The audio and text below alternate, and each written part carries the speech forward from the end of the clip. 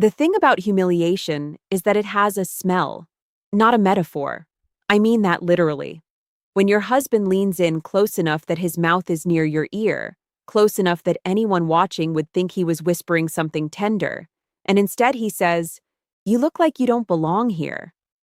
You smell the champagne on his breath, the starch in his collar, and underneath all of that, something older.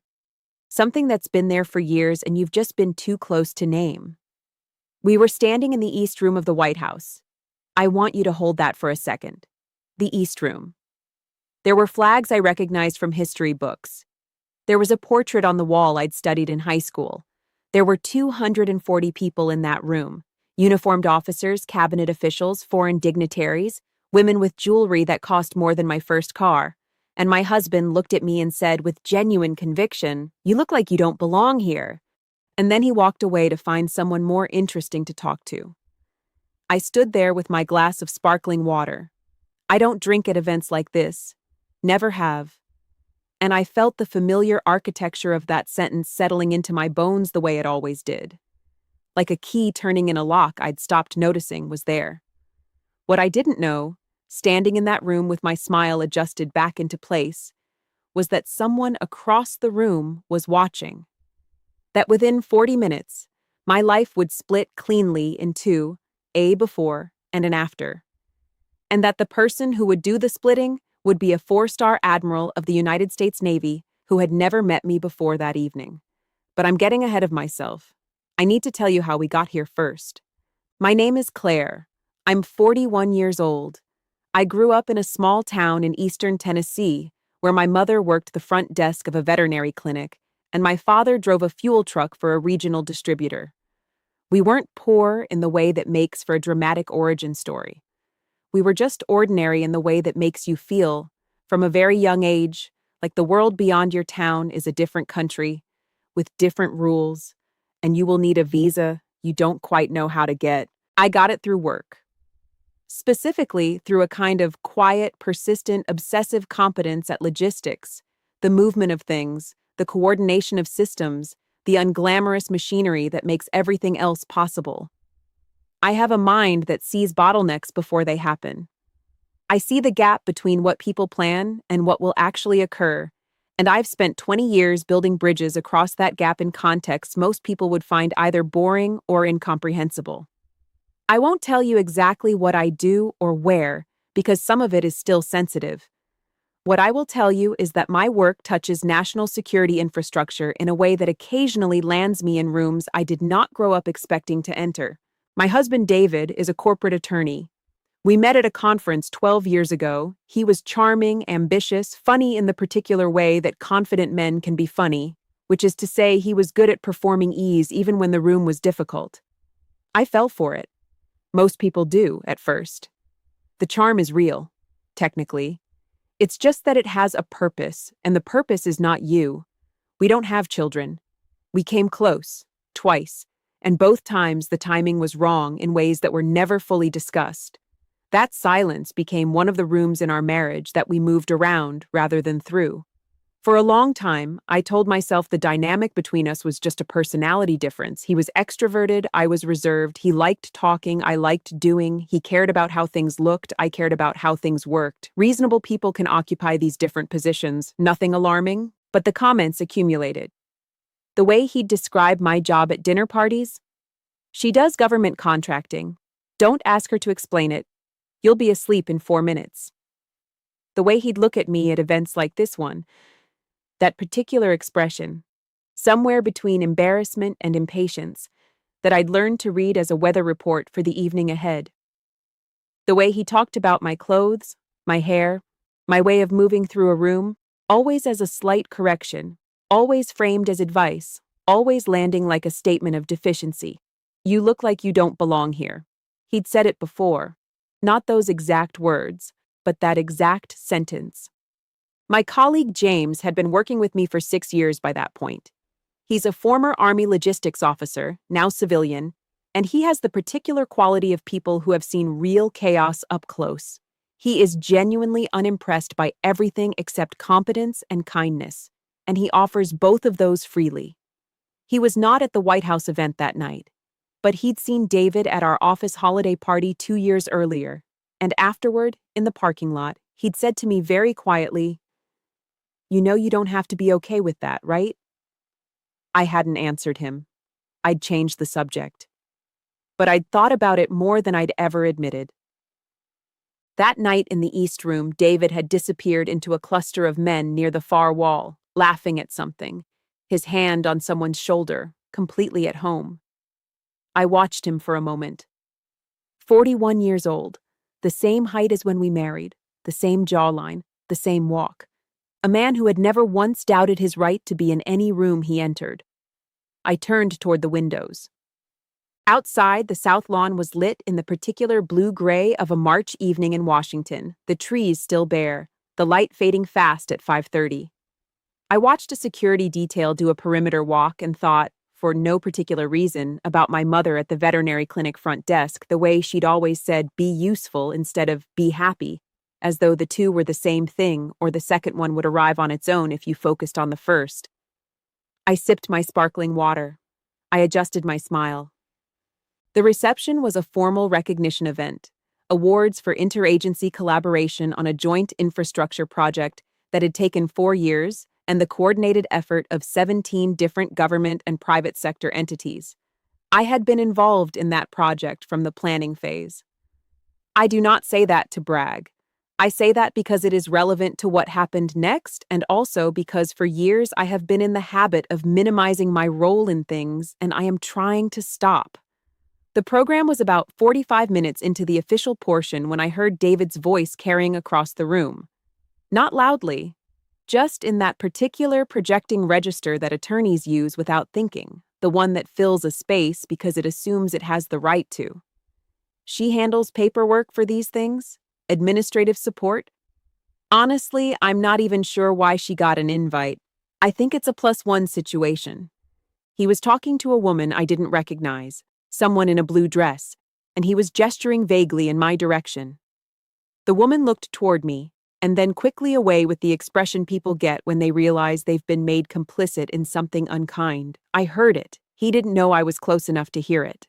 That's the only reason I know it was true. He wasn't performing for me. He actually believes I handle paperwork. After 12 years and a security clearance he is not allowed to know the level of, he has constructed a version of my professional life so small and featureless that it fits comfortably inside his understanding of me. And standing there, I felt something shift. Not anger. Something older than anger. Something I recognized as the feeling you get when a thing you've been pretending for years is suddenly impossible to pretend any longer. Like a note held past its resolution. Like the moment a structural crack becomes visible. I set my glass down on a passing tray, I smoothed the front of my jacket, and I thought about the 4-year project behind this event, the 3 a.m. conference calls, the 18-hour days during the integration phase, the moment 18 months ago when a critical supply chain failure threatened the entire timeline, and I had redesigned the intake architecture in 48 hours, and nobody in that room except me knew how close to failure we'd actually come. The award plaques were lined up on a table near the podium. I knew my name was on one of them. I had been told it would be. I hadn't mentioned this to David. He still thought it was a +1 situation. There is a particular loneliness in being seen wrong. Not invisible. Invisible might actually be easier.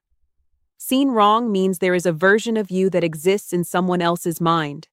And that version is so inaccurate, so stripped of everything you actually are, that being looked at by the person holding it feels worse than being looked through. I moved to the outer edge of the room. Not retreating. I've learned the difference, even if the distance looks the same. I was composing myself the way I compose myself before any high-pressure situation, systematically, from the outside in. Posture first, breath second, face last. A woman named Lieutenant Commander Reeves, I knew her from a working group 3 years prior, appeared at my elbow with a glass of water she must have pulled from somewhere. She didn't say anything immediately, just stood next to me the way competent people stand next to each other when one of them has just absorbed something difficult. After a moment, she said, "I saw that." "It's fine," I said. "It's not fine," she said, "but it's also not tonight's story." I looked at her. She had the expression of someone who knew something I didn't, which in my experience is a fairly reliable precursor to a complicated evening. "The Admiral is here," she said. "I know. I saw him come in. He's been asking about the infrastructure project, specifically about the intake redesign during the supply chain failure." I felt something in my chest that I couldn't quite name. Not dread, not hope. Something between them, occupying the specific frequency of things that are about to become real. "Why?" I said. "Because," Reeves said with the particular patience of someone who has waited a long time to say something, "it saved the project, and somebody finally told him whose work it was." I looked across the room. Admiral Hargrove, 4 stars, naval operations, the kind of career that becomes a shorthand for a certain type of excellence, was standing in conversation near the podium. He was in full dress uniform. He had the posture of someone who has spent so long maintaining physical discipline that it stopped being effort and become simply the shape of his body. He was not looking in my direction. David was still across the room. He was on his second glass of champagne, or possibly his third. He was laughing at something and touching someone's sleeve. He had not looked for me in at least 40 minutes. I thought about James in the parking lot 2 years ago. You know you don't have to be okay with that, right? I hadn't answered him. I was answering him now, in my head, 12 months too late. The answer was no. I did not have to be okay with it. I just hadn't found the moment to stop being okay with it clearly enough to act on. I thought that moment might be arriving. The formal program began just after 6. There were remarks. There was recognition of the interagency collaboration, which was described in the careful, specific language of people who know exactly how much to say and no more. There were names called. There were brief, dry acknowledgments of what each contribution had involved. David was standing near the back, near the windows, when my name was called. I know this because I was watching his face when it happened. And for the architectural redesign of the integrated intake system under emergency conditions, which preserved the project timeline and prevented an estimated 14-month delay at critical infrastructure juncture, I walked to the podium. I accepted the plaque. I said thank you in 3 sentences and no more, because I have spent enough time in enough rooms to know that the people who matter already know, and the people who don't know don't need to be convinced by you. They need to be shown, and you showing them is the wrong way to do it. I walked back to my place. I did not look at David, but I felt the shift in the room's attention around him, the small, social physics of people recalibrating. The woman in the blue dress he'd been speaking to earlier was somewhere to his left. I saw her say something to the person next to her. I did not see David's face. I heard later from Reeves that he had gone very still. The program concluded. The room opened back into reception format. There was movement and conversation and the gentle, collective exhale of a formal event transitioning to something looser. I was near the edge of the room again. Same position as before, different meaning, when I heard footsteps with a particular quality. The measured, deliberate steps of someone who knows exactly where they're going. I turned. Admiral Hargrove was walking toward me. "I want to tell you what happened next, and I will. But I need to tell you first what happened in the 10 seconds before it, because those 10 seconds are, in some ways, the entire point." He was walking toward me, and David had materialized somewhere to my left. I felt him before I saw him, the way you feel weather. And in those 10 seconds, I had a clear and sudden recognition of the shape of my marriage. Not a new recognition. I'd been circling it for years, but there's a difference between knowing the shape of a thing in the abstract and seeing it suddenly in full relief. The way a landscape changes when the light hits it from a different angle and suddenly every feature you knew was there becomes undeniable. David had spent 12 years making me smaller. Not with cruelty. Cruelty would have been easier to name. With something more like revision. An ongoing, patient project of redescribing me in terms he could manage. Paperwork. Administrative support. +1 situation. A woman who doesn't quite belong in the rooms she keeps ending up in. And I had let it continue because leaving required a clarity I kept almost reaching. I was reaching it now, in the East Room of the White House, watching a 4-star Admiral close the distance between us. And the thing I felt was not triumph. It was grief. The particular grief of understanding how long you've been something you didn't have to be. That was the choice I made in those 10 seconds. Not about the Admiral. About myself. I had spent 12 years adjusting my presentation to fit inside David's understanding of me. I was done. Whatever came next, I was done. Admiral Hargrove stopped in front of me. He is a tall man. Not intimidatingly so, but tall in the way that people who've spent decades in command tend to be. A physical presence that has nothing to do with size and everything to do with how they occupy space. He looked at me for one moment before he spoke, the way people look at someone when they are confirming something they already know. Then he extended his hand. "Ms. Clare," he said, "I understand you're the person who kept this project alive." I shook his hand. "I had a lot of help," I said, which is true and which is also the answer that comes out of me automatically, and I made a note to work on that. "You had a supply chain failure in Q3 of last year," he said. "Full intake stoppage, 2 critical pathways broken. Your team had 4 days before the timeline became unrecoverable." 48 hours, actually, I said. He nodded. 48 hours, and you redesigned the architecture. Rerouted 3 of the primary intake corridors and built a temporary parallel processing structure to maintain throughput. It wasn't elegant. "It worked," he said. "It worked." He was quiet for a moment.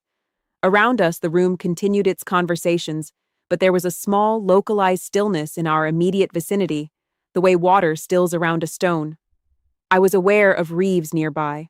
I was aware of the woman in the blue dress somewhere behind me. I was aware of David. And then Admiral Hargrove did something that I have replayed enough times since that I could describe every detail of it with my eyes closed. He stepped back. Slightly, precisely. He brought his heels together, and he rendered a salute, formal, full, held for a 3-count so, to a civilian woman standing in the East Room of the White House in a navy blazer holding a plaque she'd just received for keeping a project alive that no one in her personal life knew existed. "The work you did deserves to be acknowledged properly," he said when he lowered his hand. "Well done." I said thank you. My voice was steady. I have worked very hard to make sure my voice is always steady when it matters, and it was steady now, even though somewhere behind my sternum there was a sound I was containing with some effort. He moved on. He had other people to speak to. That is the nature of rooms like this. No one moment owns the whole evening. I stood where I was for a moment, and then I heard David's voice. Not directed at me. He was speaking to the person next to him, I don't know who, and his voice had a different quality than it had earlier. The projection was gone.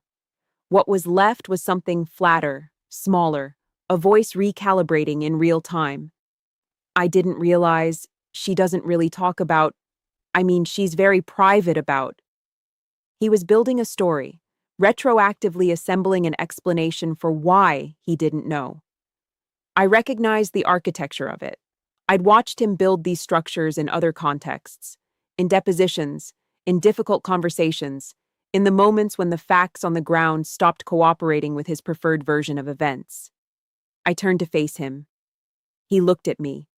For the first time in a long time, possibly the first time in years, he looked at me without the slight film of management between us, without the curator's eye.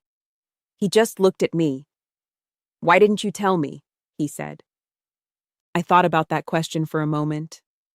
I thought about all the dinners, the dinner party jokes, the government contracting, don't ask her to explain it, the +1 situation, the you don't look like you belong here.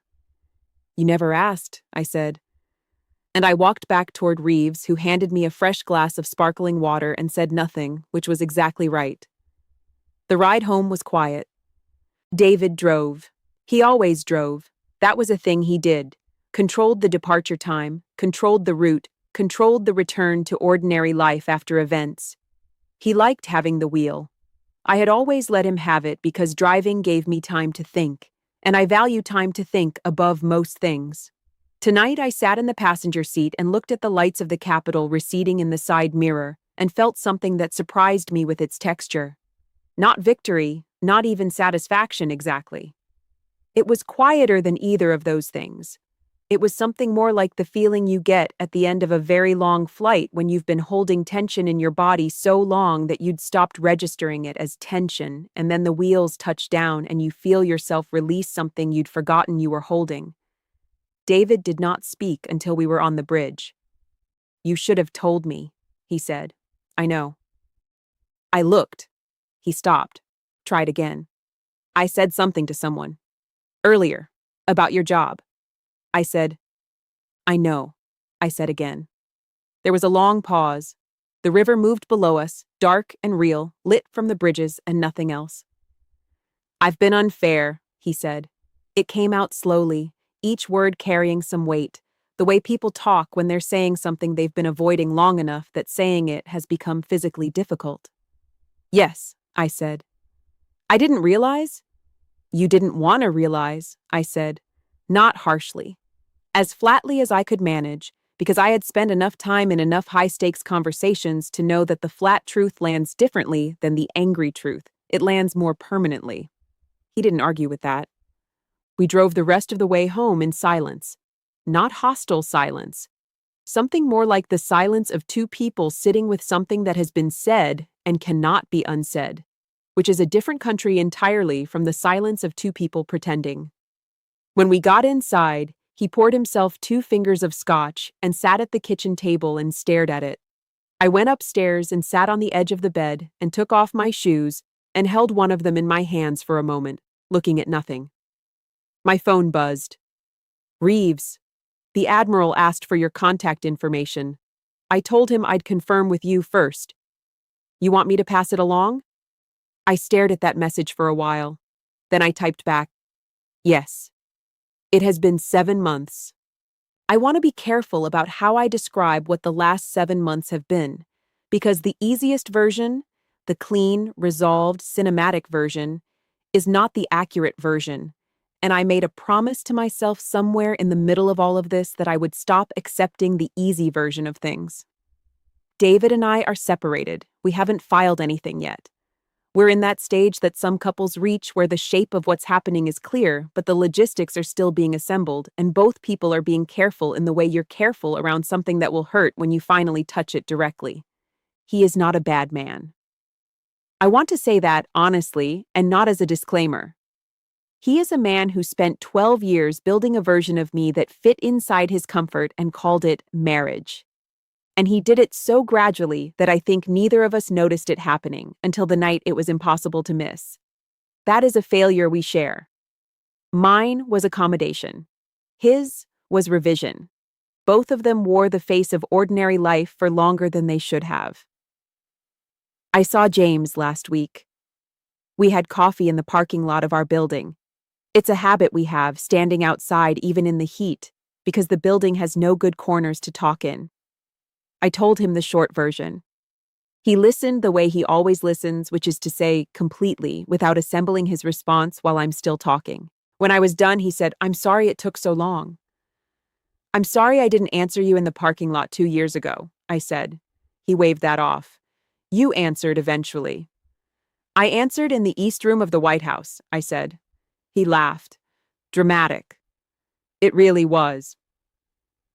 The professional contact with Admiral Hargrove led to something I'm still in early conversations about, a coordination role that would put my work in a different context, a larger scope, a different kind of visibility. I'm not ready to talk about the specifics. But I'll say that 3 weeks ago, I sat in a room with 6 people, 4 of them in uniform, and I talked for 40 minutes about infrastructure architecture and supply chain contingency modeling, and no one in the room made a joke about how boring my job sounds. It felt, honestly, like coming up for air. My mother asked me last Sunday what was new. We talk every Sunday. She still works at the veterinary clinic, same desk, same town, 26 years. I told her about the separation in the plain, factual way I've learned to report difficult things, the same way you report weather. She was quiet for a moment.